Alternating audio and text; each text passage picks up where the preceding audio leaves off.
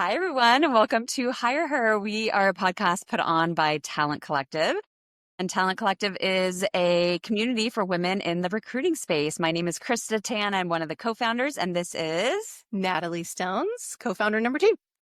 All right, I think she's co-founder number 1, but anyways, we won't fight about that. And today we have a wonderful guest. She and I connected months ago, so I'm really excited to get to know her even more today. She's a very impressive background in the people and talent space. So Tanaz Mody, she is head of people and talent at Lerer Hippeau, and that is a VC firm. So she really focuses a lot of her time and energy on the founders and the portfolio companies within her portfolio, but then she also does people and talent strategy internally for the firm. Before that, she was head of people at a really fast-growing crypto company, has been in the startup world for a long time. So really, really excited to get to know you more, Tanaz. With that, feel free to take it away and give a little bit more of an introduction and maybe talk a little bit about how you got into the people and talent space. Yeah, thanks. I'm so excited to be here. Thank you so much for having me. I fell into the people and talent space very much so by chance. I studied hospitality and wanted regular working hours. And so I went into HR and quickly found that the funnest part of the job in HR was actually the talent side. And that's kind of how then I focused in. I worked in big tech, Google and Bloomberg, and then started in the early stage startup space, which then kind of like brought me back to both people and talent. But so much of early stage company building has to do with the talent perspective. And so going from 0 to 1, building the team and all that jazz. And so that's where I sit right now and spend 100% of my time. Very nice. Very nice. What do you like most about the VC side of things? I think, I always personally love to talk with people in VCs because I think it's this kind of unknown space to a lot of people, or a space of curiosity. So tell us a little bit more about your role there. Yeah, so my role right now, like you said, scopes across 2 main areas. I primarily spend majority of my time with portfolio companies, and those companies are seed stage. And so it's where a founder may have an employee, or maybe 2, or maybe there's 2 co-founders, and they're looking to bring on their first few handful of like founding team members, which is super exciting. And I love to talk to them and primarily focus in on not only the role, but also when they say culture fit and what that means. With an early stage company, they have a blank slate. They have a clean canvas that they are building up and talking about their culture. And when I think about culture at this early phase, it's so much about how you want the team to interact with one another, because that is going to continue to define and evolve as you grow your team out. And so one of my favorite exercises to do is to actually have the founders talk about the most excellent team they've ever worked with, and talk about qualities of like what made that excellent. What was it about it that was so outstanding that is now standing out in your mind? And let's like hone in on it. And it's interesting, especially when there's co-founders, for them to have this discussion, because sometimes it's previous teams that they've worked on together. Sometimes it's teams that they worked on separately. And when they come together, it's really neat to see us like, oh yes, that was amazing. But what made that amazing? And so building that out is a core function of my role. And then I also stay true to my operating side by hands-on building out this team internally within the firm. And recruiting in venture is very different. Running people is very different than operating with an early stage company. And so I get both the operating experience and more consultative side. I love that. You're actually inspiring me a little. I'm working with a nonprofit right now, and while they are not brand new, they're almost rebuilding like their entire team right now. And so I'm, trying to create this interview plan for them, and I know nothing about their values, but like they almost don't know anything about their values. So I think that that's a really good way to go in and have those conversations about what kind of culture they want to have now that they're rebuilding, and then, figuring out what those values are. Yeah, because like founders, I think when they tend to then hire, sometimes they get lost in the mix of like, I've never hired before, really. I don't know. And I think I want to hire this person. I get along really well with them. It's like, those are all like things to keep in mind. But when you think about how you want to run your team, it's like that's starting with your first hire. That's starting with your second hire. And it continues to grow, and like setting the groundwork there of what excites them, and them remembering what made an excellent team goes very, very far. And I actually found that like when I first started at the firm and I worked with founders, I tried to do the values front, and they were like, I'm not ready for that. I'm not ready for that. And then when I started talking to them about how to build a team and how to build an excellent team and how they've done it in the past or when they've been part of it in the past, they like feel energized. Ooh, I remember. Let me tell you my story. Yeah, that's great. Awesome. Thanks. So let's think back to early in your recruiting career. Is there someone in particular or a place that you worked that really helped elevate you in this profession? I think like larger tech companies that I worked with were good foundational pieces for me. Working at Google, obviously, like I was on the software engineering recruiting front, like worked on one requisition, and it was that the whole time I was there and hiring as many as you possibly can. But that build good repetition. It was great from that perspective, from a process perspective, from like truly being unique in how you build it. Bloomberg was cool because my role there was actually recruiting on not their terminal sales, not on anything to do with the terminal itself. It was more so on their new energy finance group, their Bloomberg law group. It was around like, how are they thinking about building out newer divisions? And then I fell into the early stage startup space where it brought me back to both people and talent. And I always tell that founder, who now I'm very friendly with and actually co-founded a company later on, was that he like took a chance on me. I came in as like a recruiter, and he was like, hey, look, like run the talent and people side of things. And by the way, like the whole entire team is happy, by the way. Like, don't worry about the people front. We're working with a PEO. And he took a chance on like he needed to hire aggressively. He was closing Series B. And I think that very much so shaped my career in many, many different ways. It made me realize that the people front can be exciting and HR can be truly work with the company and help accelerate. And then continue to refine my recruiting skills across multiple different disciplines and take all of those great foundational elements that I learned from big tech and implement them into the right ways, starting simple with a growing, scaling company. It's almost like those early stage startup experiences, you're just thrown into the fire, are always the best ones. Yeah. Very similar to staffing agency days, right? You just kind of learn on the job and you learn quickly and you grow a lot quicker. So that sounds like a really cool opportunity that you had. Yeah, definitely. What happens when employees behave badly? Boy, we could do an entire TV show, maybe a Netflix special on that. Well, Ryan and I sat down and recorded episodes for FAMA, and we asked practitioners, give us your most outrageous story. The sales leader that brings cocaine to work, whatever. Just bring us the outrageous, and it is funny. So if you need a laugh, which we all do from time to time, search for workplace misconduct wherever you get your podcast, and you'll find it. And trust me, you will laugh and cry, but you'll definitely laugh. All right. Thank you. So part of our podcast, and I think this is probably one of our favorite questions that we get to ask, not because we like to talk about things that are hard, but because it really helps people open up and get vulnerable. And there's usually some kind of nuggets of wisdom or, someone really growing a lot during challenging times. So would love to hear from you a serious challenge in your life. Maybe it was on more personal or on your career side. So what was that serious challenge? And what did you have to overcome? And what did you learn from that experience? Yeah, two things come to mind, and I'll talk about the talent one first, and then I'll talk about the career one, which is more personal. So the talent one, I was at a company called Aptiv, and the CTO pulled me aside, and the company was like accelerating. It was an audio fitness app. It was like when Peloton was like also just kind of hitting market, and Aptiv was really big on the running space because you can't really watch a video while you're running. And so Aptiv was there in your ears, and like my running time improved with Aptiv by like minutes by mile. I dropped time ridiculously. It was so crazy, and the coaches were so good.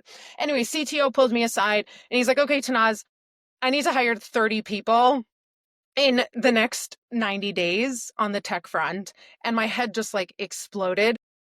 And what I did was, and at that point, it was only my second early stage company. And I was like, oh, I must do everything the leadership team says. I must deliver. I have to exceed expectations across the board. And I think in that moment, I knew that like hiring 30 engineers with I was also, by the way, a one-person team still at that moment in time. I was like, I'm either not going to sleep or not going to deliver. So I'm not going to sleep. And what I did is it allowed me, that was the moment in time I was like, even if I don't sleep, I cannot do this by myself. And so like slowed down, take a step back, and really had a conversation about it. And I think that's truly where I went from being more of that order taker to being a more strategic talent leader of like, how are we not only going to hire these people and find excellent people to join the team and not just hire bodies? How are we also going to digest them? How are you thinking about onboarding them? And I mean, I still keep in touch with Chris. He and I are meeting up soon, actually. But that was like a very much so a learning moment for me. I remember sitting in the room, in the glass room that he pulled me aside in, and him being like, we have to do this. This has to happen. And I was like, yes, yes, yes. And I was like, well, no, give me a second. Let's digest this together. What does this mean? And like, did we hire aggressively? Yes. Did we need to hire 30 people? No. So that was like my one learning moment that I think was like a true pivotal moment for me, is realizing I can hit pause and I don't need to be the order taker. The second piece was kind of actually when I had my first daughter. I have 3 girls, who my eldest now is 12. So this was about 13 years ago now. And when I was pregnant with her, I was very much so torn. Do I work or do I continue having a professional career? And I wasn't sure in which way to go. You know, you've seen your aunts and your mother and just kind of like a new generational wave of like parents coming into the market and really working and making it all work. And when I told the woman that sat next to me at Bloomberg, I was like, I don't know what to do if I'm going to come back after leave. Like very transparently, both of us were like very pregnant. And she's like, I don't understand why you have to choose. And it was like such a turning point for me of like, I don't need to choose. I can do both and I will figure it out. And the truth is like, you do figure it out and you get very, very focused. My friends tell me I'm like the most focused person they know in my life. It's like, if something doesn't have a purpose, I move on from it. But I now have 3 little girls and I've continued to work the whole time, very much so with the support of my husband as well. But it takes a team. And I think like that was an important moment for me when she asked me, why do you need to pick? I think this is an interesting topic to drill into a little bit because, you know, obviously our community is for women and many of which are moms or hope to be moms. And so I'm curious, when you were saying you're very focused, if it doesn't have a purpose, you move on. Does that mean you're really good at saying no to things? Or like, tell me more about that. I think like both of my stories kind of go together in a way of like being more focused. And even within like the work that I'm doing at work, the reason my role straddles both people and talent. And if I see a founder who's not giving clarity and focus, he's misguiding the team. And so I, as the people leader, feel very inclined to not only for my own personal purposes, but even just for the company itself, to make sure that everybody, whoever is working on something, there's a purpose behind it and no one's spinning their wheels. That's like a big thing. And even just like on the personal side with my children, like attending school events, I make sure that if I'm doing something that is school related for my children, that I am around my child. Because I'm working, I'm not part of the PTA that meets weekly. And it's not because I don't want to. I actually think it looks like a lot of fun. And it sounds like they do have fun. It's just that if I'm doing something for my child, I want to be around them. So like I will volunteer for the Valentine's Day thing or volunteer for library time when they're there, whatever it is. My kids don't necessarily have that stuff anymore, but that's what I did when I could, and able to be present in the right places and for me to spend time with them. And so just being hyper focused and like helps create somewhat of a balance. Also understanding that like the balance means different things for different people. But I just make sure that everything I do professionally is very focused, that I'm not spinning my wheels. And honestly, working for a founder that like is not focused and is going in 50 directions, because that's not going to work. Awesome. It reminds me of, you know, I think all of us have had that early stage startup experience where we're like, yes, we're younger in our careers and we don't necessarily have the confidence to be able to push back or to say no. And I definitely had one of those experiences. But then to like fast forward, even having 5 more additional years of experience, how much it changes. And maybe even when you become a parent, you're just like, why did I do that? I would never do that again. And like, who chooses to stay doing that, you know? So I think that's what is so great for us in building Talent Collective is we really wanted to create a space where not only, it could be our profession, but it also was creating an opportunity to live the life and the lifestyle, the career style that we wanted.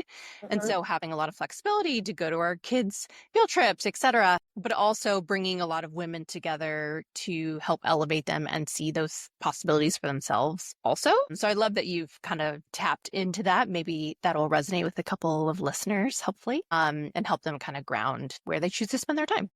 Yeah. Yeah. It's so important. Like, cannot stress it enough. I even say, like, within my friend groups too, like, if it doesn't bring me a sense of joy, I'm like, maybe I don't need to be hanging out with this person and trying to force myself into something. Ruthless prioritization is key. And I think also, like, working for the right types of people. I do think sometimes folks like stay in roles longer than they need to. And this is more from like a personal standpoint, but like you evolve and grow as you grow as a professional, and your needs and your kind of like your non-negotiables change over time. And so realizing when those moments happen, so you're working for the right type of leaders, managers that are able to support that is important. Yeah. Yep. But sometimes very hard to digest. Yeah. Well, that topic I think was amazing. And it's a good segue to the next one, which is what is something controversial or unconventional that's going on in the recruiting or people space right now? I would beg to question, people taking back a little bit of ownership of their work-life balance could be one. But what else would you say is top of mind for you that's kind of unconventional right now? Unconventional, or just something that's like top of mind, if you don't mind. That I keep thinking about a lot because it happens a lot in early stage companies, which is referral-based hiring. Referral-based hiring has such an interesting element to it because it's like a founder feels like they have proof that this person can do the job. The problem I have sometimes, which we end up running into, is like someone will hire someone that they previously worked with, and then they worked with them though like 5 to 10 years ago or 7 years ago, or even just like 3 to 4. And like you said, like linking the two together is that people change and evolve. People's prioritizations, people's work styles, everything continues to evolve as you move throughout your career. And they're hiring the person that they worked with 7 years ago and not the person who they are today, or not for the skill set they have today. So they're either over hiring and saying like, this person, like Tanaz would be great to lead the talent and people side. Like she did that for me 10 years ago. And it's like, I did do that 10 years ago, but now what I'm doing is very different. And I think just being very clear about what you're looking for.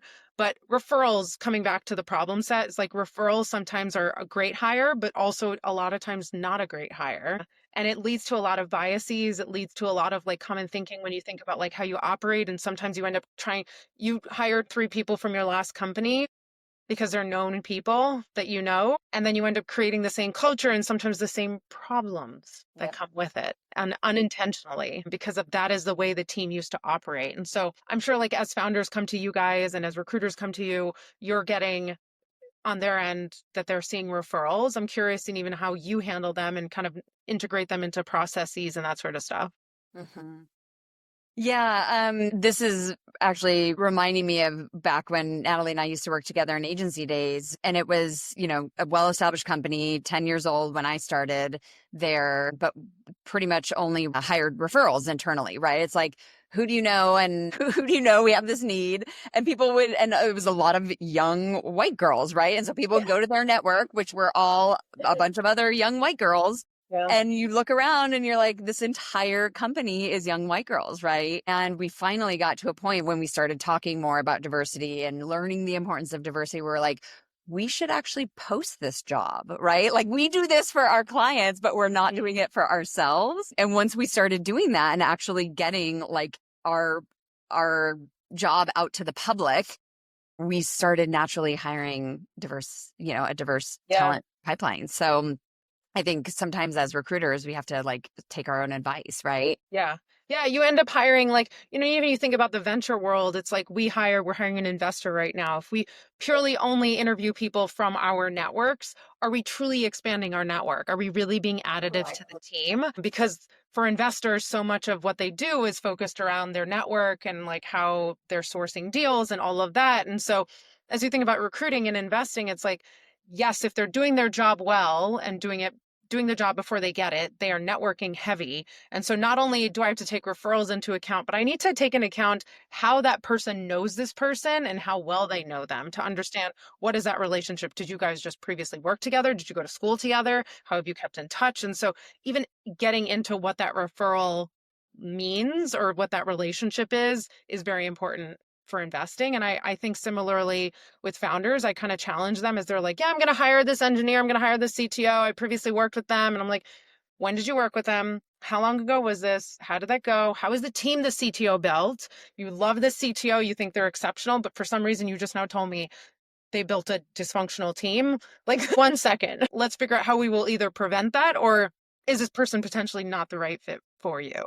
Yep. Yes, exactly. Well, let's get on to our last question here because our podcast focused on women in the TA space. We like to talk about just different qualities that women bring to the table, maybe in like leadership roles. So what do you think are some qualities or a top quality that women bring to leadership, and how can they cultivate those qualities as they grow?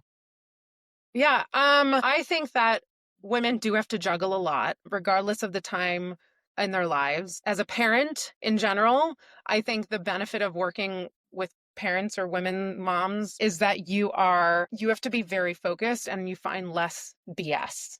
Um, Get ready to turn up the volume on your HR game. I'm Jay Arnold, former musician turned HR leader and host of Backstage Pass, the HR Rockstar. Each episode pulls back the curtain on key HR topics, from leadership lessons and bold career pivots to the latest in HR tech and talent strategies, featuring the rock stars within their industries. If you're ready to shake up the status quo and amplify your impact, this is your all-access pass. You can catch the show on the Work-Defined Podcast Network and wherever you listen to podcasts. Subscribe now and let's rock the future of work together. they, I think are able to look at things in an objective way where very, very hyper focused on what needs to get done when. And that's a huge added value. The other thing is like they work hard. I do think like women do have to kind of like push forward a little bit more.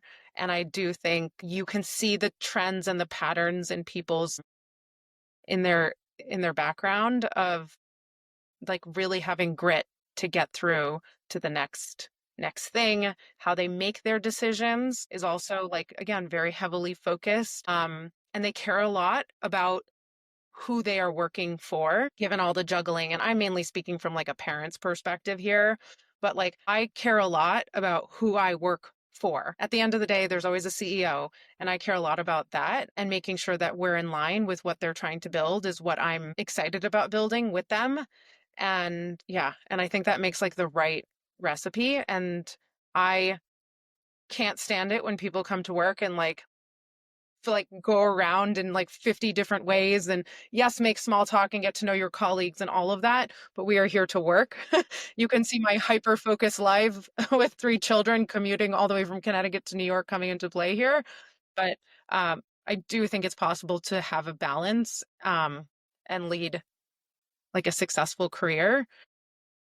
Women are needed in it 110% and bring a good balance to the teams that they're part of. It's amazing. I love that. That was a great ending to such a great session with you, Tanaz. We appreciate you spending some time with us and sharing more of your journey. Yeah. And hopefully we'll, see you within the community or get you more involved. You have some great values to contribute. So I think the ladies would love to hear more from you. But we appreciate your time. Thank you, everybody, for tuning in. Until next week, like, share, subscribe, check us out on YouTube. And you can find this session on all the podcasts, places wherever you download your podcasts. So until next time, thank you. Thank you. Thank you both.